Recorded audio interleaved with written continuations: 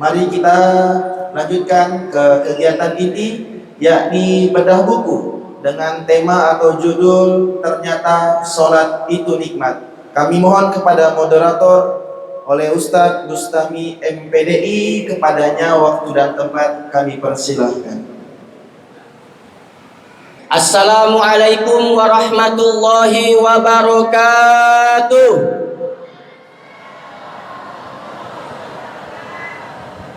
Alhamdulillahirabbil alamin, arsala rasulahu bil huda wa dinil haq liyudhhirahu 'ala ad-dini kullihi wa kafa billahi syahida. Allahumma shalli 'ala sayyidina Muhammad wa 'ala alihi wa ashabihi wattabi'ina lahum bi ihsanin ila yaumiddin. Amma ba'du.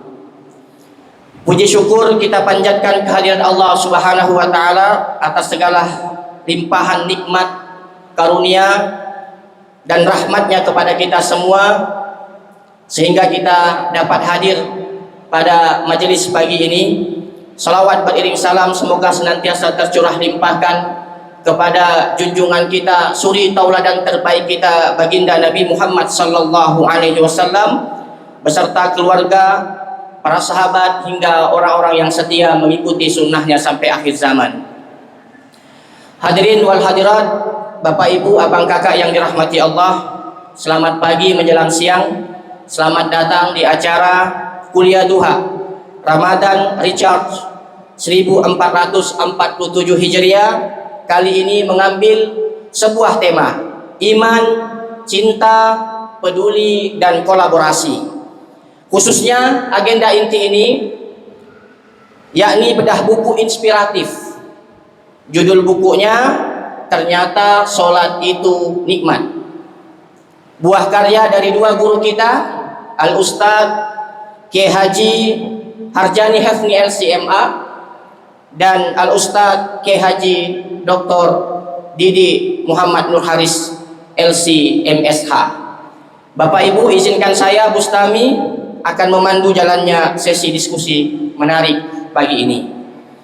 Sebelum saya lanjutkan, saya akan berikan pantun untuk Bapak Ibu. Pergi ke sawah membantu paman. Belum sahur nampak itu. Pergi ke sawah membantu paman, membawa bekal buah delima. Buku ini menjadi pedoman, bahas ilmu yang paling utama. Bapak Ibu yang dirahmati Allah, buku Ternyata Sholat Itu Nikmat membahas tentang bagaimana memahami sholat dengan benar. Kita diarahkan untuk bagaimana cara kita mempersiapkan sholat. Ketika adzan berkumandang, apakah ada getaran dalam hati kita? Nikmatnya wudhu kita, tenangnya langkah sholat, penjelasan serta gerakan sholat, bacaan dan manfaatnya. Ketika kita memahami semuanya, insya Allah sholat yang kita kerjakan akan terasa lebih nikmat, sebagaimana judul yang akan kita bahas pagi ini. Alhamdulillah telah hadir bersama kita Al-Ustadz Dr. Kiai Haji Didi Muhammad Nur Haris LCMSH. Saya akan membacakan biodata singkat beliau. Didi Muhammad Nur Haris terlahir pada tanggal 23 Maret 1976 di Tuban, Jawa Timur. Menghabiskan masa kecil hingga jenjang madrasah Sanawiyah Al-Falah di desa Bangilan, Tuban, Jawa Timur. Selain pendidikan formal di tingkat sanawiyah, penulis juga mengikuti pendidikan informal di pesantren Masyaul Ridho yang diasuh Kiai Haji Syafi'i Al-Hafidh pada jenjang madrasah aliyah. Penulis melanjutkan pendidikan di Madrasah Aliyah Negeri Kecamatan Lasem, Kabupaten Rembang, Jawa Tengah. Program sarjana S1 ditempuh di Lembaga Ilmu Pengetahuan Islam dan Arab yang merupakan cabang Universitas Imam Ibnu Saud yang berada di Jakarta. Pada Fakultas Syariah dan diselesaikan pada tahun 2001. Pada tahun 2009 melanjutkan kembali jenjang strata Magister S2 di Universitas Malaya, Malaysia pada Fakultas Fikih dan Usul Fikih. Kemudian selesai pada tahun 2011. 2 tahun kemudian pada tahun 2013 melanjutkan kembali pendidikan pada universitas dan fakultas yang sama dan meraih gelar doktor bidang fikih dan usul fikih pada tahun 2017.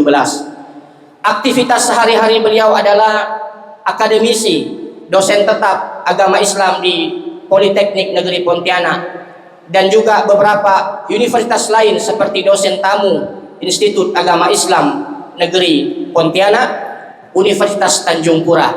Selain itu juga aktif dalam beberapa organisasi kemasyarakatan seperti penasehat Ikatan Dai Indonesia (IKADI) wilayah Kalimantan Barat, sekretaris Dewan Pengawas Syariah Yayasan Masjid Raya Mujahidin Kalimantan Barat, anggota Komisi Fatwa Majelis Ulama Indonesia Kalimantan Barat, dan ketua bidang keagamaan Ikatan Cendekiawan Muslim ICMI Kalimantan Barat. Beberapa karya tulis yang pernah dihasilkan antara lain Al-Ahkam Al-Fiqiyah Lil Kubur, hukum-hukum fikih dan dalam kubur, skripsi 2001, Panduan Berjamaah bagi Aktivis Dakwah, terjemah buku Quantum Media Jakarta 2007, Kitab Jadwal Nikah karya Guru Haji Ismail Mundu, Tahqiq dan Analisa tesis 2011, Jaringan Ulama Kalimantan Barat abad ke-19 sampai 20 dan sumbangannya terhadap hukum Islam, disertasi 2017, dan Usul Fikih sebuah pengantar hukum syariat dan dalil-dalil penerbit Untan 2018. Bapak Ibu yang dimuliakan oleh Allah Subhanahu wa taala, alhamdulillah tentunya kita mengenal beliau. Banyak sekali kalau saya ingin bacakan tentang beliau, tidak cukup waktu. Mudah-mudahan beliau menginspirasi kita semua, dan khususnya pagi ini beliau akan membahas buku yang beliau tulis dengan judul Ternyata Sholat Itu Nikmat. Tanpa berlama-lama, langsung saja kita simak pemaparan pemateri dari beliau, yakni Dr. Kiai Haji Didi Muhammad Nur Haris LC MSH. Insyaallah 40 menit Ustaz ya. Dengan waktu 40 menit, mudah-mudahan Bapak Ibu bisa konsentrasi dan bisa nanti ada sesi tanya jawab berkenaan dengan buku ini. Fal yatafaddal. Bismillahirrahmanirrahim. Assalamualaikum warahmatullahi wabarakatuh. Waalaikumsalam warahmatullahi wabarakatuh. Masih belum kompak ya, kelihatan orang puasa tadi berapa kali ya. Bulan puasa, bulan penuh rahmat, ramai-ramai orang pergi mengaji karena solawat tadi ya. Salam belum semangat ya. Kita ulangi sekali lagi. Assalamualaikum warahmatullahi wabarakatuh. Waalaikumsalam warahmatullahi wabarakatuh. Alhamdulillah, biasanya kalau kali kedua makin semangat. Alhamdulillahirabbil alamin, wassalatu wassalamu ala asyrafil anbiya wal mursalin sayyidina Muhammadin wa ala alihi wa sahbihi ajmain. Rabbi shrah li sadri wa yassir li amri wahlul 'uqdatam min lisani yafqahu qawli, amma ba'd. Hadratil muhtaramin, para alim dan ulama, para asatidz, para tokoh masyarakat, tadi sudah disebutkan semuanya, dan karena ada keperluan izin untuk terlebih dahulu yang kami sebutkan, kami hormati Bapak Kiai Haji Burhan Syah selaku ketua wilayah daripada IKADI Kalimantan Barat dan seluruh jajarannya, kemudian juga dari Majelis Sholawat Miftahul Rahmah, betul ya?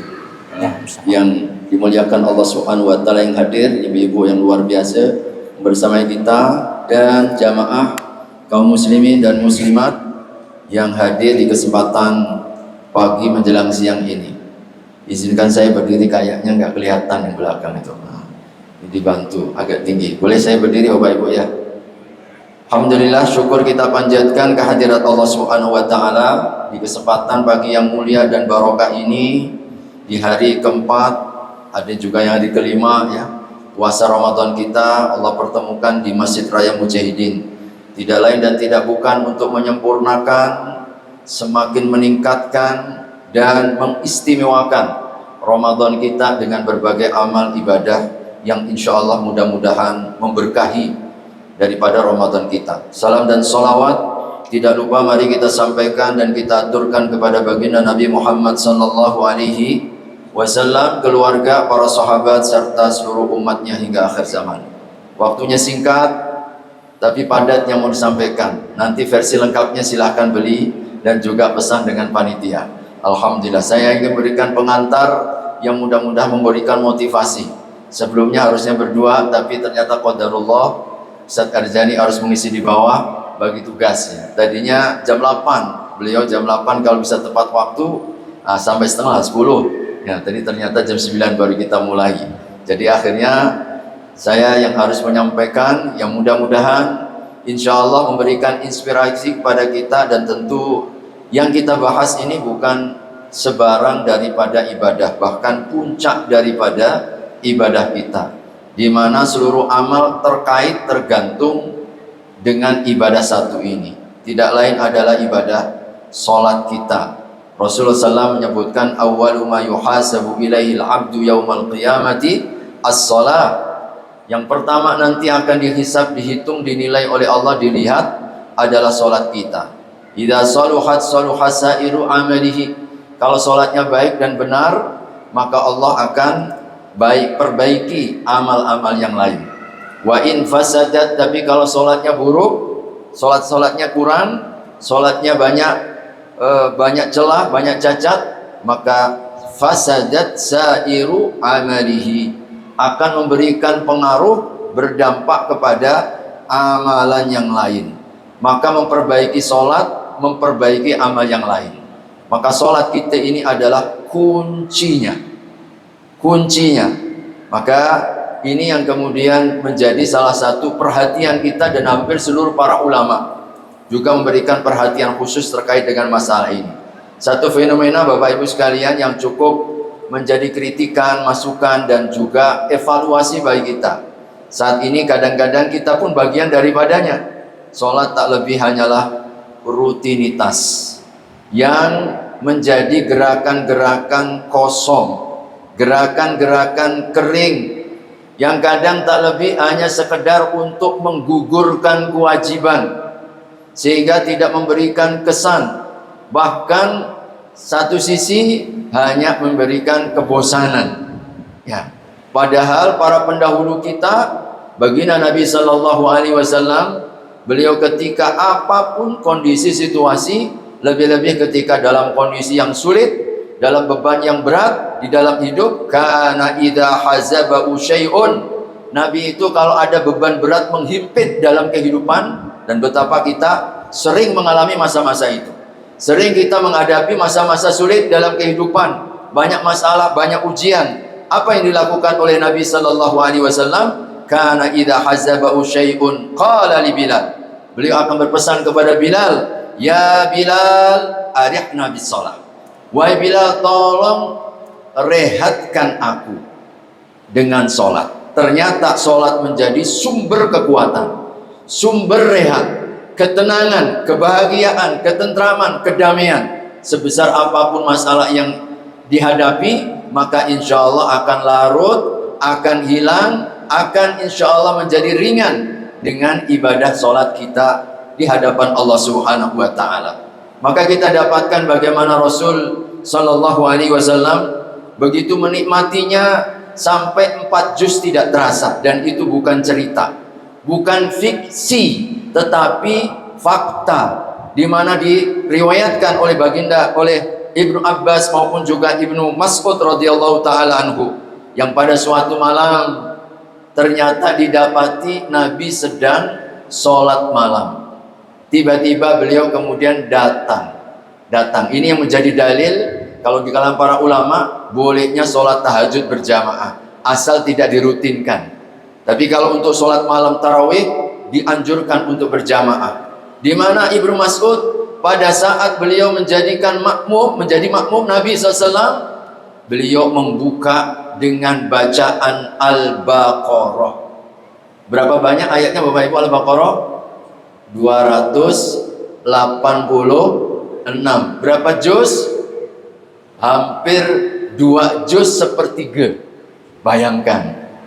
Jadi itu pembukaannya. Kalau kita dah mulai baca surat Al-Baqarah, tarik nafas, siap-siap ya. Untuk apa? Ya, Masya Allah. Ini kalau di kita kan. Begitupun juga Ibnu Mas'ud membukanya masih tenang. Ayat yang ke-100, masih tenang. Ayat 200 mulai risau. Setan mulai menggoda. Masya Allah, ketika sudah mulai akhir-akhir Al-Baqarah, beliau sudah lapang. Sebentar lagi kita akan rukuk. Ternyata beliau tambahkan lagi, langsung masuk An-Nisa 200 ayat. Hampir juz 5 itu 200 ayat. Masya Allah, beliau kesabarannya ditahan lagi. Alhamdulillah sampai juga finish surat An-Nisa. Ternyata nggak sampai di situ, balik ke surat Ali Imran. Ali Imran, Bapak Ibu sekalian, luar biasa. Nabi Sallallahu Alaihi Wasallam, dan beliau bertahan. Dan digambarkan kalau bertemu dengan ayat rahmat, beliau minta rahmat. Kalau bertemu dengan ayat surga, beliau minta surga. Kalau bertemu dengan ayat tentang neraka, beliau minta perlindungan. Subhanallah, begitu panjangnya. Bahkan ketika beliau rukuk sepanjang berdirinya, ketika beliau sujud, beliau sepanjang daripada rukuknya. Kebayang nggak Bapak Ibu kalau dilaksanakan di Masjid Raya Mujahidin? Masya Allah, besok tinggal imam saja ya. Itu kalau terjadi. Tapi tidaklah mungkin ini dilakukan kecuali hanya orang-orang yang sudah mendapatkan kelezatannya daripada ibadah. Dan ibadah kita ada nikmatnya, termasuk juga sholat. Ya, ada nikmatnya. Bagaimana ketika seorang sahabat, beliau kemudian tertusuk 3 daripada busur ya oleh musuh. Maka dulu belum ada bius, belum ada obat penenang, mungkin ada obat mati rasa, tidak ada. Apa yang dilakukan? Tolong biarkan aku sholat. Nanti kalau wajahku sudah memerah, maka tolong cabut. Kalau wajahku sudah berubah, maka tolong cabut itu anak panah. Benar, dengan izin Allah dilakukan sholat. Maka ketika muka beliau sudah berubah, dicabut tidak terasa. Bayangkan itu Bapak Ibu sekalian, jangankan anak panah, digigit semut kita sudah blingsatan, digigit nyamuk kita sudah tidak tenang. Betul atau salah? Ini fakta atau mitos? Bu, fakta atau mitos? Fakta ke? Oh, berarti kita semuanya sama ya. Baru kena gigit nyamuk kita, tapi begitu luar biasa. Bahkan kadang-kadang na'udzubillah, kita apalagi di bulan suci Ramadan saat ini, kadang-kadang yang kita cari daripada masjid-masjid yang paling cepat selesainya. Tuh di sana 15 menit dah selesai, 10 menit dah selesai, 7 menit dah selesai. Berapa rakaat Bu? 23 rakaat. Masya Allah, 23 rakaat 7 menit itu cemana? Orang berlomba ya. Ini kalau lomba lari mungkin berapa? 100 km per jam ya. Luar biasa. Pulang-pulang dari tarawih langsung sakit pinggang semuanya. Ini kira-kira menikmati atau tidak? Maka kenyataan ini tentu harus kita rubah. Gimana kita mau menghadap kepada Allah Subhanahu wa taala? Padahal Imam Ahmad bin Hanbal, semuanya ada dalam buku ya. Saya hanya ringkasan saja. Imam Ahmad bin Hanbal, beliau mengatakan 2 kali kita akan menghadap kepada Allah Subhanahu wa taala. Dalam 2 kali itu maka ditentukan oleh kali pertama. Kalau kita menghadap di kali pertama dalam keadaan baik dan diterima oleh Allah, maka mudah-mudahan kita nanti berdiri di kali kedua, insya Allah akan lebih ringan. Kali pertama apa yang kau maksudkan wahai Imam Ahmad? Menghadap kita kali pertama adalah pada waktu kita berdiri sholat. Siapapun yang mereka mudah ketika berdiri sholatnya, menikmati ketika berdiri sholatnya, ringan ketika berdiri sholatnya, dan itu adalah waktu di mana kita berhadapan langsung dengan Allah Subhanahu wa taala. Bagaimana tidak nanti di masalah Al-Fatihah, Bapak Ibu sekalian, renungannya apa? Ketika kita baca Al-Fatihah langsung dijawab oleh Allah. Alhamdulillahi rabbil alamin, hamadani rabbi. Ar-Rahmanir Rahim, athna alayya abdi. Maliki yaumiddin, majjadani abdi. Disebutkan dalam riwayat Muslim, adalah dialog kita dengan Allah Subhanahu wa taala. Maka siapapun yang mereka ringan dalam berdiri sholatnya, menghadap dengan hatinya di hadapan Allah, maka kelak pada hari yang kedua, pada waktu kita menghadap langsung pada hari kiamat, Allah akan mudahkan. Tetapi untuk kali pertama, ketika kita menghadap Allah penuh dengan beban, penuh dengan rasa ingin cepat selesai, tidak membawa hati kita, maka sungguh kita akan lebih berat ketika nanti kita menghadap Allah Subhanahu wa ta'ala. Oleh karenanya hadirin, kami ketika menuliskan ini berusaha untuk menghadirkan tidak hanya sekedar gerakan. Fokusnya tidak hanya fisik.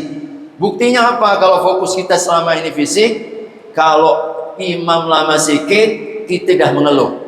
Jadi kali nanti ibadah sholat tarawih, pas imam baru membuka, apa misalkan habis waladdallin amin, langsung dibuka idza waqatil waqi'ah laisa liwaqa'atiha kadhibah. Udah pening kepala kita ini, udah tergambar al-waqi'ah, al-waqi'ah, udah panjang begitu ya kita, nggak bisa tahan kita. Kenapa selama ini kita nggak mampu untuk berdiri lama sebagaimana Nabi, sebagaimana para sahabat? Imam Abu Hanifah pernah sepanjang malam, dan beliau dikenali, Imam Abu Hanifah itu dikenali imam madhab yang sering kali hatam. Bayangkan Bapak Ibu, sering kali hatam Quran dalam sholat malam. Pernah jujur hatam Quran dalam sholat malam? 30 hari kita masih nawar. Berapa kali Bu kita hatam? 3 kalilah Pak Ustadz, sebulan. Imam Abu Hanifah, beliau itu dikenali ulama yang sering kali hatam Quran dalam sholat malam. Beliau pernah membaca Al-Zalzalah, idza zulzilatil ardu zilzalaha, dan seterusnya, hanya untuk 1 malam sholat malam. Begitulah para ulama kita, kedahsyatannya bagaimana ketika mereka menemukan kelezatan daripada sholatnya. Oleh karenanya hadirin rahimakumullah, salah satu yang kita perlukan dan yang harus kita hadirkan tidak hanya sekedar fisik, maka buku ini membimbing kita ketika sholat melibatkan hati. Melibatkan apa hadirin? Hati. Maka para ulama mengatakan al-qalbu mihrabus sholah. Al-qalbu mihrabus sholah. Hati itu mihrabnya sholat. Mihrabnya sholat, hati ini. Allah Subhanahu wa ta'ala dalam satu hadis qudsi yang disebutkan oleh beberapa dalam riwayat, Allah akan menghadap kita selama hati kita menghadap. Kalau hati kita sudah berpaling, Allah pun berpaling dari kita meskipun fisik kita ini menghadap. Bayangkan, kita selama ini hadapnya apa? Secara fisik. Tapi kadang Masya Allah, Allahu Akbar, badannya di masjid, wajahnya menghadap Allah Subhanahu wa ta'ala, hatinya tertinggal di luar masjid. Tadi lupa saya kuncinya, belum saya ambil motor saya. Betul tak betul? Yang ibu-ibu apa? Masaknya biasanya. Masaknya luar biasa. Semuanya ingat. Ini karena apa? Karena selama ini kita kurang melibatkan hati. Kurang melibatkan hati. Dan yang perlu kita khawatirkan, kita takutkan hadirin, bahwasanya ilmu yang pertama kali Allah akan angkat, yang pertama kali Allah akan angkat, ilmu tentang khusyuk. Ya, ada tercantum. Ilmu tentang khusyuk. Ini ilmu yang pertama kali Allah akan cabut. Padahal kesuksesan kita, keberuntungan kita, keselamatan kita, qad aflahal mu'minun alladzina hum fi salatihim khashi'un. Yang beruntung itu orang beriman. Siapa orang yang beriman yang beruntung? Orang yang sholat tapi tidak sebarang sholat. Sholat yang disebut oleh Allah khashi'un. Dan khusyuk, seluruh para ulama sepakat tempatnya adalah hati. Maka jadikan ketika ke sholat, tidak hanya kita ini fisik, hati kita libatkan. Dan hadirin, ini perlu proses dan dilakukan sejak dari persiapan. Hadirin, sejak dari pembukaan. Selama ini kita menganggap bahwa sholat itu dibuka dengan takbiratul ihram. Para ulama, mereka tidak menyebutkan bahwasanya ternyata diantarkan dari pengantar-pengantar. Makanya kita sebutkan di sini ada 3 pengantar utama sebelum kita itu melaksanakan sholat, dan itu diawali untuk menghadirkan, mempersiapkan, membuka hati. Karena hati ini perlu kita buka hadirin. Persiapannya mulai dari mana? Kita mulai dari semenjak kita mendengar azan. Hadirkan hati, libatkan jiwa, dengar dengan telinga hati sebelum kita mendengar dengan telinga jasad kita. Ketika seorang muazzin mengatakan Allahu Akbar, Allahu Akbar, Nabi sallallahu alaihi wasallam memberikan jaminan, memotivasi kepada kita, memberikan penguat, jangan kau sia-siakan itu. Sebab di balik panggilan azanmu, di sana ada pintu surga. Sebab di balik panggilan azanmu, di situ ada syafaat Nabi sallallahu alaihi wasallam. Bahkan berlipat-lipatnya daripada salat kita. Bagaimana Nabi sallallahu alaihi wasallam ketika mengatakan tidaklah seseorang yang mengikuti orang yang azan. Allahu Akbar, Allahu Akbar, Allahu Akbar, Allahu Akbar, Allahu Akbar, Allahu Akbar, Allahu Akbar, sampai la ilaha illallah. Lalu kita tutup dengan doa Allahumma rabb hadhihi da'wati tammah was salatil qa'imah ati Muhammadan wasilah, dan seterusnya. Kecuali kata baginda Nabi, hak baginya syafaatku. Masya Allah, dari menjawab azan ada syafaat. Mempersiapkan hati bahwa di balik azan yang Allah Subhanahu wa taala panggilkan itu ada syafaat Nabi yang kita berharap. Apalagi Rasul sallallahu alaihi wasallam menyebutkan orang yang menjawab azan, keutamaan orang yang menjawab azan, Bapak Ibu sekalian, ini kita orang yang azan akan mendapatkan pahala semua orang yang datang. Kita ingin satu kali sholat tapi seperti berlipat-lipat. Siapa yang nggak ingin? Kita sholat pahalanya berlipat-lipat. Pengen nggak Bu? Bu? Pengen nggak Bu? Pengen sekali kah atau pengen aja? Pengen sekali. Bapak-bapaknya juga saya kira kita ingin sekali sholat tapi seperti 100 kali sholat, 1000 kali sholat, bahkan mungkin bisa 1.000.000 kali lipat sholat. Gimana caranya? Rasul memberikan resep. Rasul memberikan jaminan, orang yang azan maka Allah akan berikan pahala sebanyak orang yang datang. Bayangkan, itu keutamaan muazzin. Orang yang azan akan mendapatkan pahala sebanyak orang yang datang. Kita nggak bisa bayangkan muazzin Masjidil Haram. Betul Pak, Bu? Berapa juta itu orang? Dia dapat semuanya. Nyamannya nggak Pak Ustadz? Jadi muazzin, tapi kan muazzin nggak mungkin banyak. Rasul sallallahu alaihi wasallam mengingatkan, kalau kita menjawab, mengikuti, menutup dengan doa setelah azan, maka kita pun mendapatkan pahala yang sama dari seorang muazzin. Maka ini cara kita melipatkan apa? Melipatkan sholat kita. Sholat satu kali seperti sholat orang semasjid. Kalau datang ke mujahidin 300 orang muazzin, kita jawab dengan azan, maka hakikatnya kita mendapatkan pahala yang berlipat-lipat. Rugi atau rugi Bapak Ibu kalau kita nggak jawab azan? Rugi atau tidak Bapak Ibu? Sekarang kalau dengan azan, diamkah atau tetap kita sibuk sendiri? Diam atau sibuk? Ternyata selama ini kita kurang mempersiapkan hati sebagai persiapan sholat. Masya Allah, baru azan, menjawabnya sudah getaran. Apalagi kemudian kita merasakan siapa yang manggil kita? Yang manggil Allah Subhanahu wa ta'ala. Azan itu ilham yang diilhamkan kepada seorang sahabat. Dulu ketika ada, ini baru bab azan ya, Masya Allah ya. Ini kami lakukan pelatihan 4 hari ini Bapak Ibu. Ini 4 hari ini pelatihan ini. Makanya dari pelatihan jadilah buku. Mudah-mudahan nanti kita adakan pelatihan tersendiri ya. Tapi ini singkat-singkat saja untuk membaca pemantik saja. Jadi Bapak Ibu sekalian, ketika kita melaksanakan azan, salah satu getarannya apa? Ini langsung yang Allah mengajarkan. Ketika Nabi SAW berdiskusi, kira-kira kita ini mau memanggil orang sholat ini dengan cara apa? Ada yang usul pakai lonceng. Kalau pakai lonceng macam orang Kristen, atau kita pakai trompet macam orang Yahudi. Ini. Akhirnya ada seorang sahabat yang tertidur, lalu kemudian ada seorang yang kemudian dalam tidurnya itu dia mendapatkan ada kalimat-kalimat yang sekarang jadi azan, disampaikan kepada Nabi Sallallahu Alaihi Wasallam. Apa kata baginda Nabi? Ini panggilan kita. Panggilan kita, salah seorang sahabat yang diberikan. Maka ini panggilan Allah Subhanahu wa taala, idza nudiya lis-shalah. Kalau kalian dipanggil kepada salat, fas'au, segera.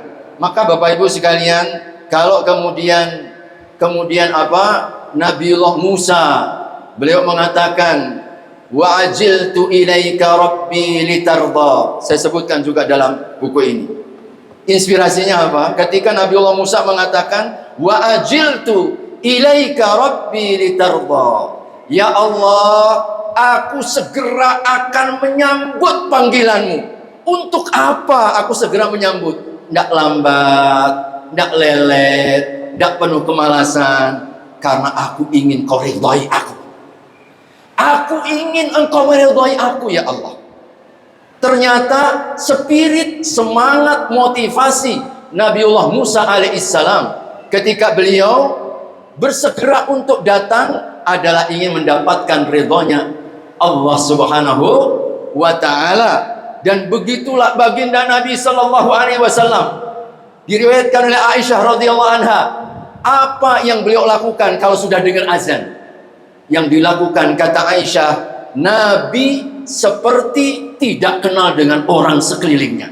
Ada istrinya, mungkin ada anaknya, ada keluarganya. Tapi untuk menyambut seruan azan itu seperti tidak lihat kelilingnya. Begitu sungguh-sungguhnya, begitu seriusnya, begitu semangatnya, segera untuk datang. Beda dengan kita, tunggu loh, nanti loh, lambat betul, tunggu, pasti baru selesai azan. Nanti tiba-tiba dengan qomat, baru qomat, begitu. Tiba-tiba kemudian sudah takbiratul ihram, baru takbiratul ihram. Jangan macam budak kecil kita. Kami ada pesantren tiap malam 1 juz. Seringnya itu kalau udah mau ruku baru dia segera Allahu Akbar. Tinggal ruku begitu. La ilaha illallah. Gimana Allah akan ridha dengan kita? Padahal was-sabiqun as-sabiqun ulaikal muqarrabun.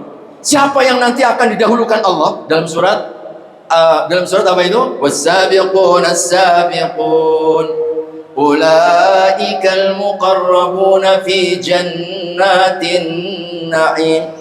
Adalah orang-orang yang terdepan, yang terdahulu bersegera untuk menyambut panggilan Allah Subhanahu wa taala. Ini yang bersegera ketika kita berikutnya apa? Ambil air wudu. Maka Bapak Ibu sekalian, di buku ini semuanya renungan azan, renungan persiapan wudu. Apa yang mesti harus kita hadirkan? Tidak hanya sekedar kita mengusap muka, mengusap tangan, membasuh kepala berdasarkan hadis-hadis Nabi sallallahu alaihi wasallam. Maka salah satunya di antara misalkan, apa yang kita hadirkan ketika kita berwudu? Ingat sabda Nabi, tidaklah seseorang kemudian membasuh wajahnya kecuali Allah akan gugurkan semua pahala yang ada di mukanya. Tidaklah seseorang kemudian tidak hanya membasuh tangannya, kecuali tidaklah ia berguguran semua dosa-dosanya sampai tetesan terakhir. Begitupun kepala, begitupun kaki. Ini artinya apa Bapak Ibu sekalian? Saat kita berwudu, libatkan hati. Jangan jakitin basuh muka, punya kalang ini, hilang, gak ada. Setelah kita kemudian berwudu, menghadirkan, ya Allah, Masya Allah, banyak muka tadi apa yang aku lihat tadi, ya Allah, cantik itu orang. Nah gitulah, kita sambil berwudu tuh ngingetin, apa tadi yang kita buat, apa yang kita pegang, apa yang kita tadi melangkah kemana. Itu dosa-dosa kita, ya Allah gugurkan ya Allah sebagaimana janji Nabi-Mu, Engkau akan gugurkan sampai tetesan terakhir. Maka hati pun hadir. Tidak sampai di situ, setelah selesai kita kemudian mengatakan apa? Asyhadu an la ilaha illallah wa asyhadu anna Muhammadar Rasulullah. Allahumma ja'alni minat tawwabin wa ja'alni minal mutatahhirin. Nabi mengatakan, tidaklah seseorang berwudu dengan wudu yang sempurna lalu kemudian ditutup dengan doa ini, kecuali, hadirkan ini Bapak Ibu, kecuali Allah akan bukakan 8 pintu surga. Tidak hanya 1 surga, 8 pintu surga dibukakan untuk kita. Untuk kita hanya dengan wudu, tapi wudu yang hadir hatinya.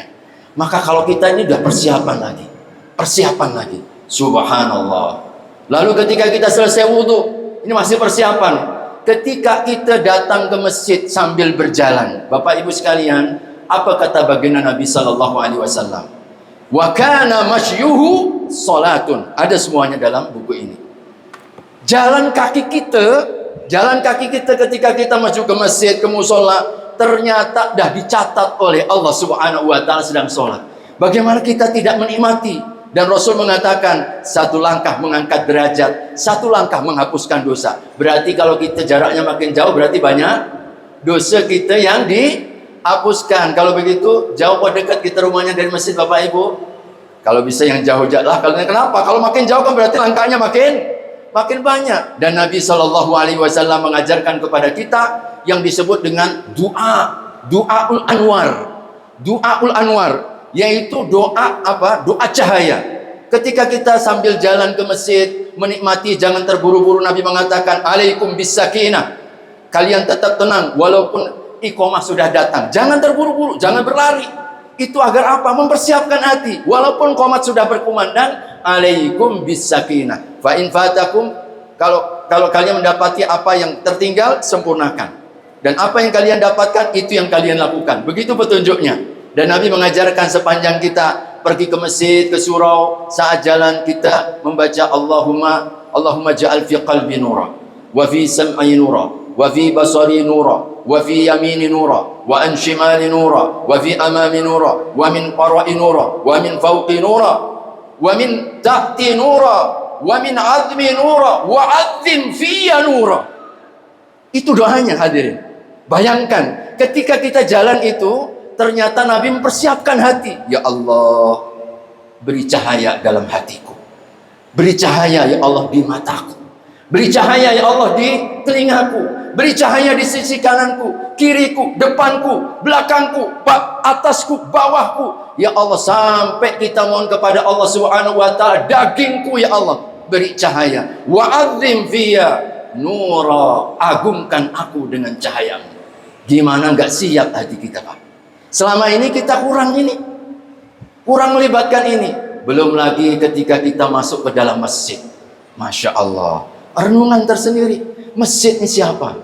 Maka ini semuanya adalah pengantar. Nabi ketika masuk ke masjid dengan tangan kanan sambil membaca, Allahumma ftahli abwaab rahmatik.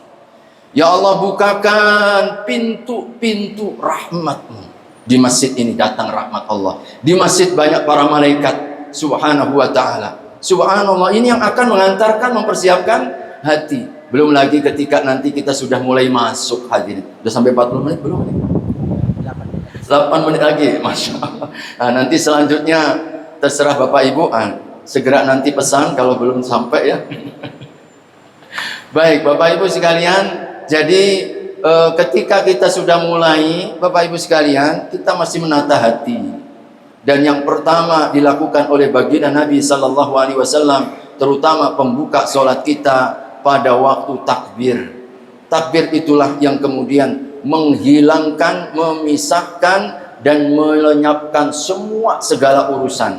Ketika kita Allahu Akbar, apa yang mesti kita bayangkan? Kita sedang menghadap Allah.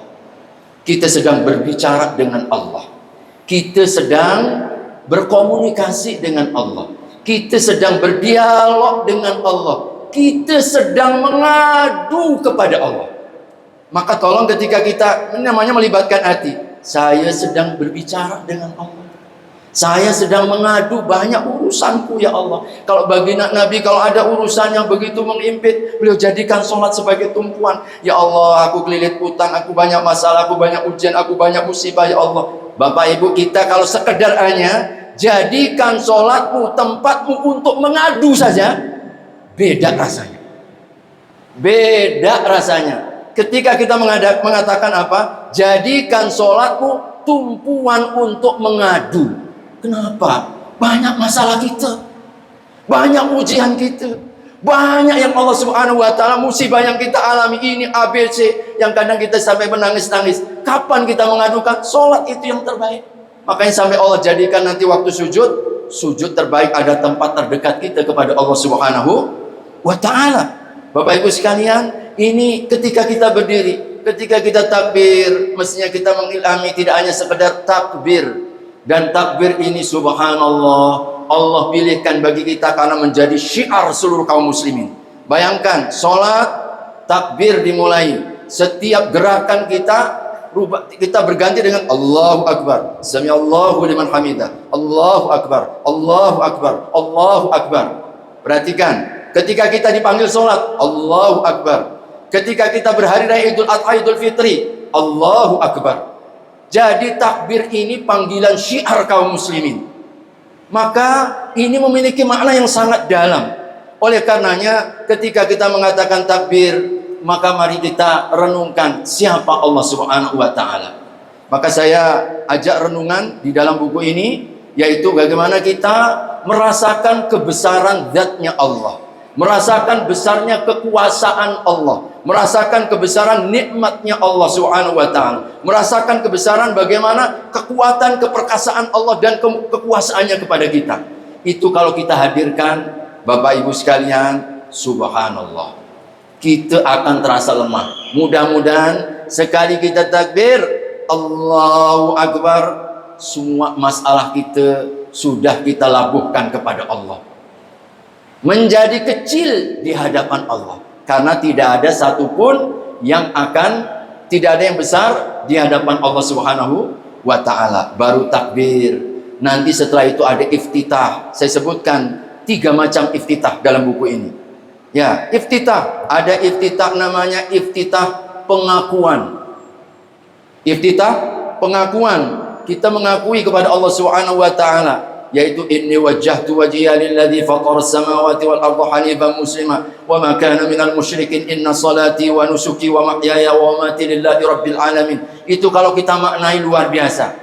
Kadang Nabi juga pakai iftitah yang disebut dengan iftitah pengampunan. Allahumma ba'id baini wa baina khataayaya kama ba'adta bainal masyriqi wal maghrib. Allahumma naqqini minal khataaya kama yunqqa ath-thawbul abyadu minad danas. Allahumma ighsilni minal khataaya kama yunqqa ath-thawbul abyadu minad danas. Itu kalau kita renungkan habis hati kita, Pak. Kadang Nabi juga menggunakan iftitah yang namanya pengakuan. La ilaha illallah subhanakallahumma wa bihamdika wa tabarakasmuka wa ta'ala jadduka wa la ilaha ghairuka. Itu iftitah pengagungan. Ternyata Nabi ketika iftitah macam-macam. Maka kata kunci yang saya sampaikan menjadi kata kunci utama agar kita bisa lebih menikmati. Pertama, jangan buru-buru. Ya, kata kuncinya. Nanti silahkan renungan-renungannya sudah ada dalam buku ini semua, dibaca berulang-ulang agar meresap apa? Setiap Nabi SAW ruku itu ada renungan dari baginda Nabi. Sujud ada renungan dari baginda Nabi. Bacaan-bacaan itu ada renungan dari baginda Nabi. Ketika kita baca Al-Fatihah ada renungan. Tapi kata kuncinya pertama, ada secara umumnya, sholat jangan buru-buru. Sulit kita untuk mempertemukan antara kekhusyuan dengan buru-buru. Maka Nabi sampai 3 kali beliau itu menegur seorang pemuda yang sholatnya terburu-buru. Allahu Akbar, Allahu Akbar, Allahu Akbar, Allahu Akbar. Dipanggil, kau belum sholat, balik lagi sholat. Kemudian dia sholat lagi seperti semula, buru-buru pengen cepat selesai. Kali kedua dipanggil lagi, hai anak muda, kau balik, kau belum sholat. Sampai kali ketiga Nabi tegur kembali, balik kau sholat. Belum sholat kau ini. Barulah dia sadar, ya Rasul, gimana cara sholat yang benar? Barulah Nabi kemudian mengatakan, anakku, wahai anak muda, kalau engkau sholat maka tumakninaklah, tenanglah. Kau ruku, tumatmain. Kau i'tidal, tumatmain. Kau sujud, tumatmain. Kau duduk di antara 2 sujud, tumatmain. Ditekankan oleh Nabi, tumaknina, tumaknina, tumaknina, tumaknina, tenang. Maka kalau kira-kira 23 rakaat 7 menit tumaknina nggak Bapak Ibu? Tumaknina nggak Bapak Ibu? 23 rakaat 7 menit tumaknina atau tidak? Maka kita hati-hati kalau model sholat kita, kata baginda Nabi, akan nanti muncul umat di akhir zaman yang tidak dapat sholat kecuali letih saja. Maka sekarang mudah-mudahan kita bongkar, kita cari masjid yang agak lama sedikit. Setuju? Masjid yang agak tenang. Sakit saya Pak Ustadz itu. Kenapa sakit Bu? Pinggang saya kambuh. Kenapa? Cepat itu ya Allah, 10 km per jam. Masya Allah. Mestinya yang kita cari tenangnya. Maka sulit kita untuk mendapatkan khusyuk kalau kita nggak tenang gerakannya. Yang kedua, variasikan. Variasikan. Kalau kita yang sholat itu variasikan bacaan daripada apa? Iftitah kita, variasikan bacaan surat kita. Ternyata variasi dalam sholat lebih akan mendatangkan hadirnya hati. Jangan kita setiap habis sholat kul ya kulhu terus, kul ya kulhu, kul ya kulhu, kul ya kulhu. Akhirnya dikenali Pak Imam kul itu Pak. Kenapa? Kul ya kulhu, pasti kul. Nggak ada ke yang lain. Biasanya kita ini Bapak Ibu sekalian, sekali kita itu hanya satu ragam, kita kadang-kadang kurang hadir. Macam kita baca Al-Fatihah. Alhamdulillahirrahmanirrahim. Kenapa kita begitu lancar? Kemana ini? Karena sudah saking biasanya, saking umumnya. Maka kita perlu apa? Tambahkanlah mungkin sesekali wadduha, mungkin sekali dan lain sebagainya. Maka ini variasikan menjadi sangat penting bagi kita. Berikutnya juga Bapak Ibu sekalian, tolong ketika kita sholat, kadang momentum ini penting. Cari waktu, cari tempat. Ya, jangan ketika kita di tempat yang kira-kira, ya Allah, orang lalu lalang di situ, sulit kita. Kadang misalkan ya, kita bapak-bapak masuk masjid, lalu kemudian sholat 2 rakaat depan palang pintu. Orang lalu lalang. Maka mengapa Nabi SAW ajarkan kalau sholat kita itu menghadap kepada sutra? Apa itu sutra? Penghalang. Tidak ada orang yang datang. Bahkan Nabi mengatakan, kalau ada orang yang mau lewat, cegah dia. 2 kali mau lewat, cegah dia. 3 kali dia mau lewat, bunuh dia. Karena dia bukan manusia, dia adalah setan itu. Begitu Nabi SAW. Karena apa? Lalu lalangnya orang mempengaruhi sholat kita. Maka ketika kita sholat, pastikan suasananya, tempatnya, lebih-lebih kalau di sepertiga malam terakhir. Sholat itu lebih hadir. Maka mengapa ayat tentang ya ayyuhal muzammil qumil laila illa qalila nisfahu aw yanqus minhu qalila aw zid alaihi warattilil qur'ana tartila inna sanulqi alaika qawlan thaqila inna nashi'atal laili hiya ashaddu wata'a wa aqwamu qila. Tengah malam itu lebih akan menundukkan hati dan menghadirkan jiwa. Maka kalau kita ingin melatih kekhusyuan, salah satunya latih dalam sholat malam. Karena waktu menempati posisi. Datang ke masjid lebih menghadirkan.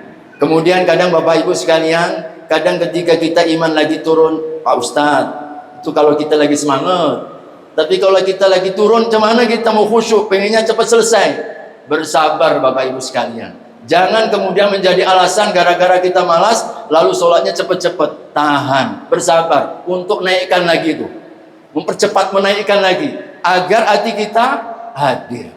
Intinya perlu proses, jangan pernah putus asa. Ada satu perkataan sahabat Sa'id bin Musayyib radhiyallahu anhu, beliau salah seorang di antara tabi'in, beliau kemudian berikan hiburan kepada kita. Beliau menyampaikan, aku belajar khusyuk selama 20 tahun. Aku belajar khusyuk selama 20 tahun. Baru 20 tahun berikutnya aku menikmati sholatku. Artinya apa? Ada latihan, ada pembiasaan, ada ilmu yang terus digali, ada pesan-pesan sholat yang mesti harus kita hadirkan. Bapak Ibu, contoh misalkan ketika kita sujud, di dalam buku ini juga saya masukkan, hadirkan ketika sujud. Dari sekedar pertama, ini momentum terdekat kita dengan Allah Subhanahu wa Ta'ala. Kedua, kita hadirkan ketika sujud, ya Allah, menaikkan 1 derajat. 1 kali sujud kita menaikkan 1 derajat.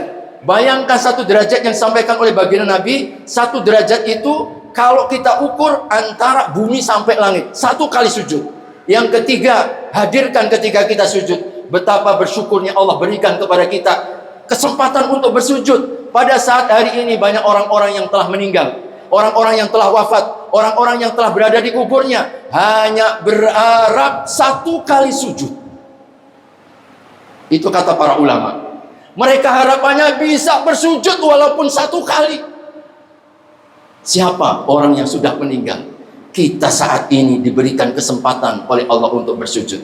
Yang keempat, renungannya. Ketika kita bersujud, ingat ketika nanti di akhirat Allah cantumkan di dalam surat Nun. Dalam surat Nun, Allah cantumkan bahwasanya nanti kelak pada hari kiamat, Allah Subhanahu wa Ta'ala perintahkan mereka untuk bersujud. Ya, dalam ayatnya itu, ini saya jadikan sebagai penutup, Bapak Ibu, kesempatan pada siang hari ini, bagaimana Allah Subhanahu wa taala memberikan kepada kita ya surat Al-Qalam. Nah, nanti silahkan dibuka ayat 42. Yauma yukshafu an saqin wa yud'auna ila sujud wa hum salimun. Nah, ayat 42. Ingat ketika nanti pada hari mahsyar. Pada hari mahsyar, yauma yukshafu an saq. Ketika apa? Betis tersingkap, yaitu pada saat kita di hadapan Allah Subhanahu wa taala. Wa yud'auna ila sujud. Lalu Allah perintahkan pada waktu itu untuk bersujud. Apa keadaan orang yang enggak pernah bersujud?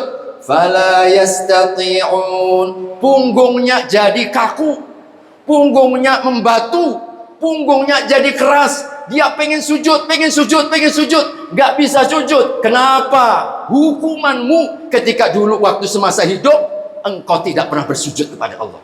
Maka hukumannya itu. Maka apa? Khasyiatan absaruhum tarhaquhum dhillah.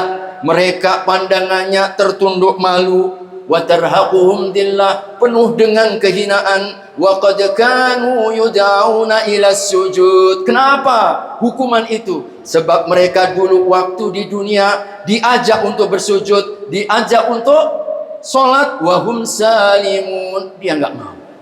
Makanya kita menikmati ketika kita bisa bersujud. Ya Allah, Kau karuniakan di dunia ini untuk bisa bersujud. Nanti kelak pada hari kiamat aku Engkau izinkan bisa bersujud. Pada saat banyak nanti pada hari kiamat yang enggak sholat, yang enggak mau sujud, benar-benar tegak pengen sujud enggak bisa, hukuman, maka mereka penuh kehinaan pada waktu itu. Siapa yang selamat? Orang-orang yang bersujud. Maka hadirin, satu di antara petikan renungan. Jadi ketika kita sholat itu bukan hanya sekedar gerakan.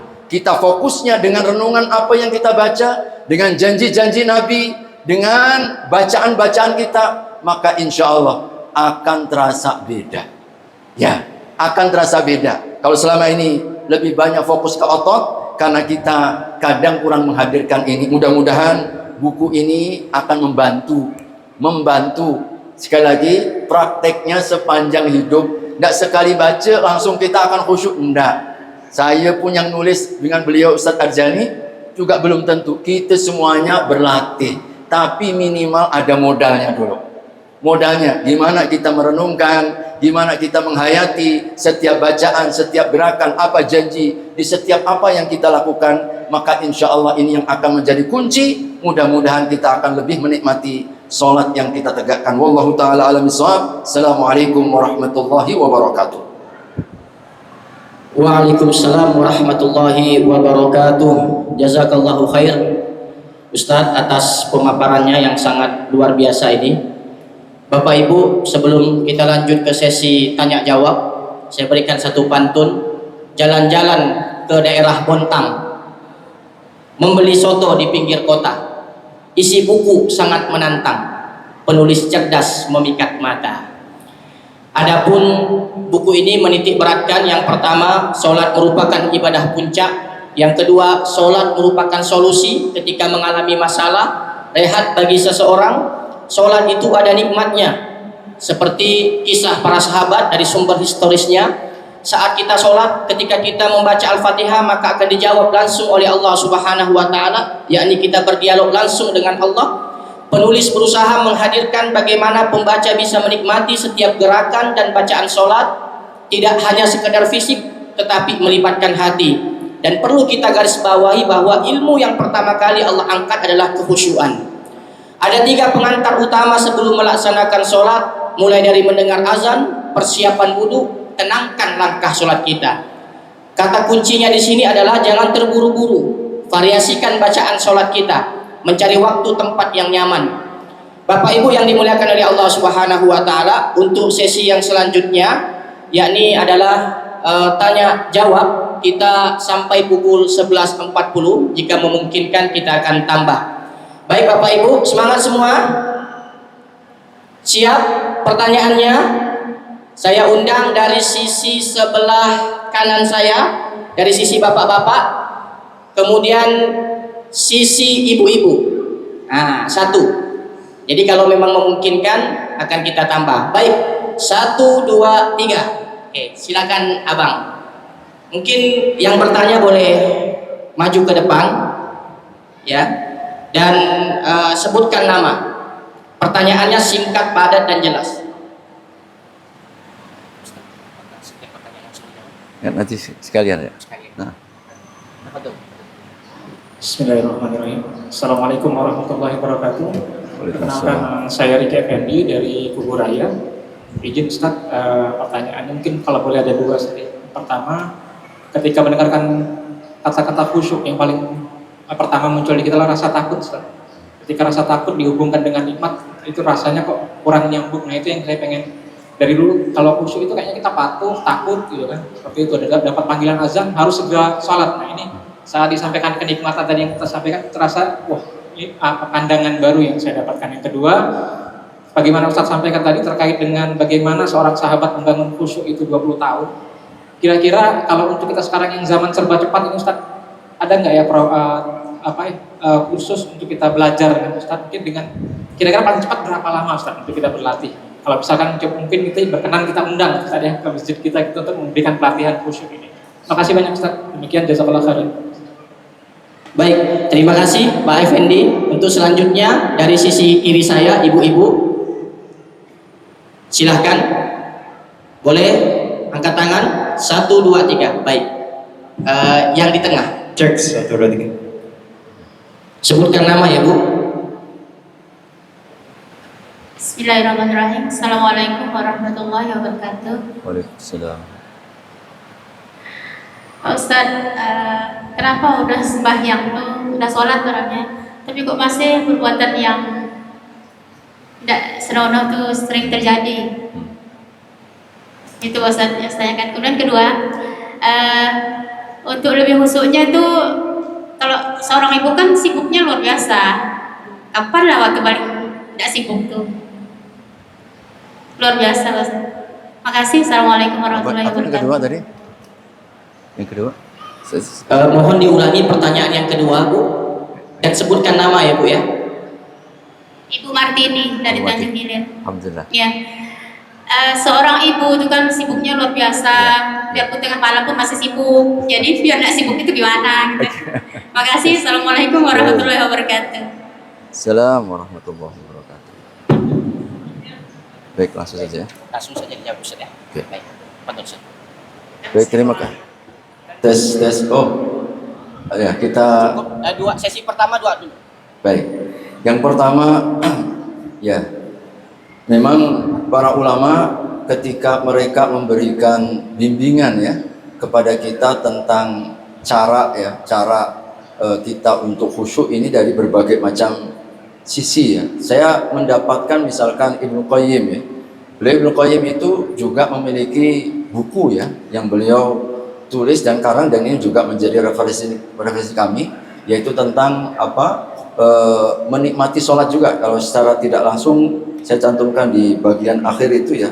Jadi intinya di dalam buku Ibnu Qayyim itu beliau juga memberikan salah satu yang perlu kita hadirkan ya di dalam sholat itu 3. Kadang rasa cinta, kadang rasa harap, kadang rasa takut, begitu ya. Jadi itu juga bagaimana hati itu intinya biar hadir. Kita misalkan rasa cinta ketika kita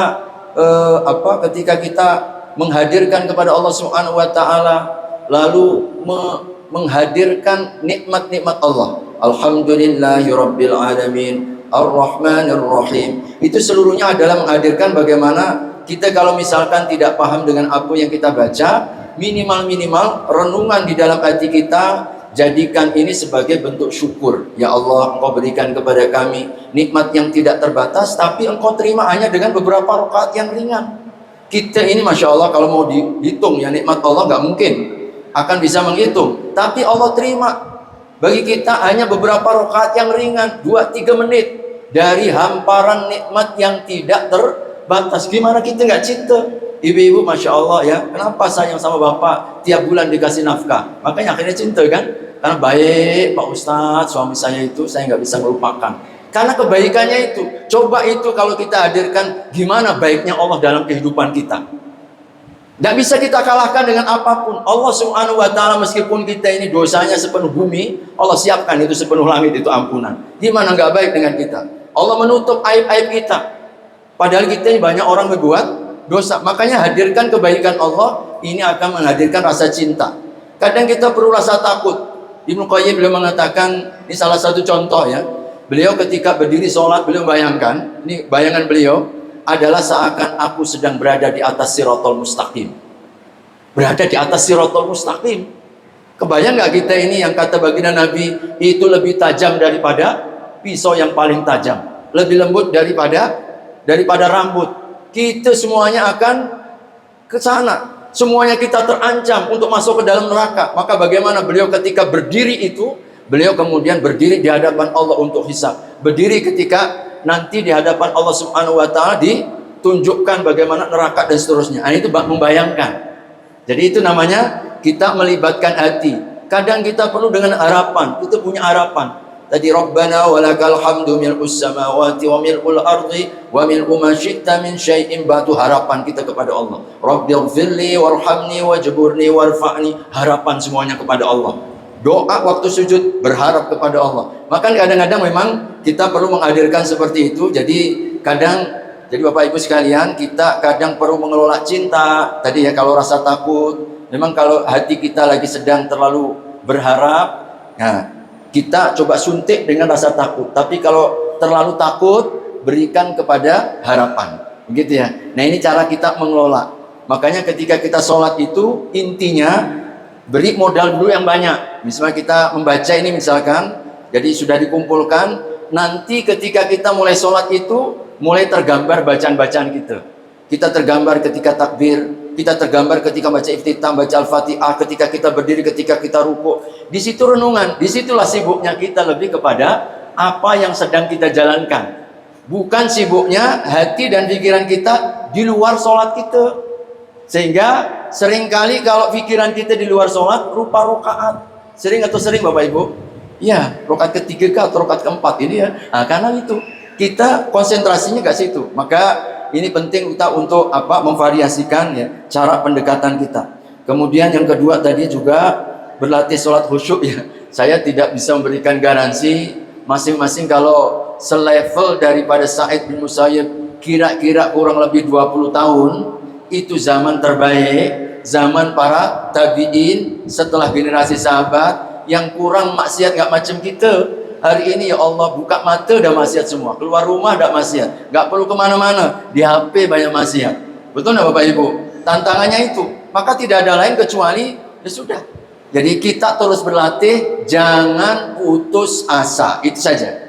Jangan putus asa. Ketika kita ada takbir dari pertama udah ingat pesan Pak Ustadz tadi itu, tiba-tiba pas lagi ruku atau mungkin rakaat kedua udah mulai melayang kemana-mana. Macam kita ini main layang-layang. Macam layang-layang, kadang kita tarik, kadang kita ulur. Jadi kalau kita ulur, kita tarik lagi. Begitu. Insya Allah para ulama, kalau kita sampai awal sampai akhir seperti Nabi sempurna, memanglah berat. Tapi yang bisa kita lakukan minimal kita menyadari. Nah itu pentingnya dan ini perlu latihan bagi kita. Jadi minimal memang yang perlu kita modalnya itu adalah ilmunya dulu tentang sholat. Ilmu tentang sholat. Ini perlu kita ilmui sehingga kita insya Allah akan bisa lebih menghadirkan hati. Sholat masih banyak berbuat dosa. Ya tadi ini pertanyaan dari Ibu Martini. Memang ini yang faktanya ya. Kenapa ketika kita sholat, lepas sholat masih saja kita berbuat maksiat? Padahal mesti kalau kita sholat, ya kata tadi ayatnya yang dibacakan tadi oleh qari kita yang kedua, utlu ma uhiya ilaika minal kitabi wa aqimis shalah, itu ayatnya ya. Di atas kita ya. Wa aqimis sholata inna sholata tanha 'anil fahsya'i wal munkar. Kita itu kalau menegakkan sholat, salah satu pengaruhnya insya Allah akan menjadi kendali. Akan menjadi kendali dari keji dan berbuat dosa. Jadi kalau kita sholat kok masih berbuat dosa, yang salah bukan sholatnya. Ya, kita yang mungkin masih belum mampu berinteraksi dengan sholat dengan baik. Ya, janji Allah pasti. Berarti yang kita perlukan jangan berhenti sholat. Daripada saya pun sholat juga masih berbuat dosa, Pak Ustadz, mending nggak usah sholat sekali. Bagus itu masuk perangkap setan itu ya. Memang maunya setan itu. Setan itu maunya kita nggak sholat semuanya. Salah satunya pintu masuknya mulai itu. Daripada saya sholat pun buat maksiat terus, mending nggak usah sholat. Daripada sholat nanti saya pun tetap buat maksiat. Bahkan karena kita masih buat maksiat itulah sholat jangan henti. Lama-lama nanti akan jadi kendali. Insya Allah dengan izin Allah Subhanahu Wa Taala. Begitu ya. Jadi oleh karenanya kalau kita ingat ini, minimal kita itu akan kena tadi kan sudah sholat. Siapa tadi kita itu membesarkan Allah? Masa lepas sholat kita besarkan setan, begitu kan? Siapa kita tadi rukuk tunduk itu kepada Allah? Lepas sholat kok kita tunduk sama setan? Malu kita jadinya. Jadi ketika kita mendapat teguran seperti itu. Dan yang terakhir, memang ini alasan semua kita ya, bukan saja ibu-ibu ya. Itu pun bapak-bapak super sibuk ya. Maka selalu jadi alasan, kenapa Pak kok nggak bisa sholat berjamaah? Sibuk. Kenapa nggak bisa sholat waktu? Sibuk. Bahkan orang yang nggak sholat sekalipun rata-rata alasannya apa Pak? Kenapa nggak sholat? Sibuk. Bapak, Ibu, kalau kita alasannya sibuk, Allah katakan alhaakumut takatsur hatta zurtumul maqabir. Sampai mati pun kita nggak akan pernah punya waktu untuk sholat. Setuju nggak Bu? Setuju. Makanya nggak bisa. Mesti kita harus luangkan. Allah hanya minta waktu sedikit dari kita. Dari 24 jam itu. Sholat duhur palinglah 2 menit. Sholat duhur nanti paling 3-4 menit ya gitu. 3-4 menit dah bagus itu sholat orang duhur kan. Masa kita nggak mau ngasih 4 menit untuk Allah. Padahal kita untuk belanja 2 jam. Untuk masak bisa 2 jam. Untuk nonton bisa 2 jam. Masya Allah. Allah 4 menit masih kita tawar, malu kita kepada Allah Subhanahu Wa Taala. Maka jangan jadikan sibuk alasan. Tidak ada lain kecuali kita disiplinkan sebagaimana Nabi. Kata Aisyah tadi apa? Kalau sudah dengar adzan, seperti tidak kenal dengan orang sekelilingnya. Karena apa? Kesigapan, kecepatan, ingin segera untuk memenuhi panggilan Allah Subhanahu Wa Taala. Kita latih kepekaan hati. Hayya 'alas shalah, ambil, tinggalkan, rapat, tinggalkan, ngajar, tinggalkan, apa ge? Masak, gosok nanti Pak Ustaz. Matikan dulu. Matikan dulu, entah gimana lah caranya kan? Agar kita melatih begitu. Kapan saja kita dengar, ini mumpung momentum Ramadan begini, ini latihannya. Salah satu yang kita latih di bulan Ramadan, ibu-ibu kan nggak mungkin masaknya pagi-pagi begini kan? Duh, nanti paling masaknya sore kan? Kita latih gimana agar kita peka mendengar azan segera datang. Saya kira itu yang mudah-mudahan insya Allah kalau kita menyempatkan, meluangkan waktu, yakin Allah Subhanahu Wa Taala akan berikan kemudahan bagi kita. Assalamualaikum warahmatullahi wabarakatuh. Jazakallahu khair pada Ustadz Kiai Haji Dr. Didi M. Nur Haris yang telah memberikan jawabannya. Mudah-mudahan jawaban tersebut bisa dipahami oleh penanya. Bapak Ibu mohon maaf karena waktu kita sudah hampir habis ya. Kita hanya sampai jam 11.40, mohon maaf. Tadi ada yang mau bertanya tidak bisa dilanjutkan. Solusinya adalah mudah-mudahan Bapak Ibu ada rezeki beli bukunya di belakang. Ya. Jadi pemesanan buku itu hari ini langsung ke stand pemesanan di belakang peserta. Ibu ya. Jadi insya Allah disiapkan. Mudah-mudahan ini menjadikan ilmu yang bermanfaat untuk kita semua. Berdasarkan pemaparan dan diskusi dapat kita simpulkan bahwa buku ini sangat luar biasa, memberikan perspektif baru kepada kita semua ya, sehingga bagaimana apa-apa yang beliau paparkan tadi itu bisa menghantarkan kita sebagai hamba Allah bisa menikmati sholat kita senikmat-nikmatnya. Nah, mudah-mudahan juga momentum di bulan Ramadan ini kita bisa memperbanyak sholat kita bisa menikmati sholat kita. Mudah-mudahan Ramadan ini menjadi Ramadan terbaik bagi kita semuanya. Saya Bustami mohon undur diri jika ada salah kata dalam memimpin kegiatan diskusi ini. Saya akhiri dengan doa kafaratul majlis. Subhanakallahumma wa bihamdika asyhadu an la ilaha illa anta nastaghfiruka wa natubu ilaik. Jazakumullahu khairan, billahi taufiq wal hidayah. Assalamu alaikum warahmatullahi wabarakatuh. Saya kembalikan ke MC.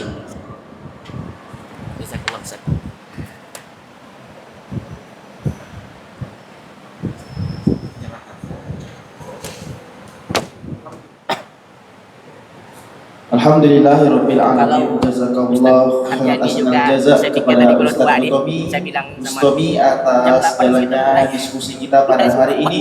Selanjutnya yakni penyerahan ucapan terima kasih oleh Ketua Pengurus Wilayah IKD Kalimantan Barat kepada Kiai Haji Burhan Syah. Kami mohon untuk memberikan, dan kepada Kiai Haji Dr. Nurdin Haris dan Ibu Hajah Fitriana MT selaku Ketua PW Salimah untuk dimohon maju ke depan. Di dekat spanduk boleh. Ketua Salimah Pengurus Wilayah Kalimantan Barat, Ibu Hajah Fitriana.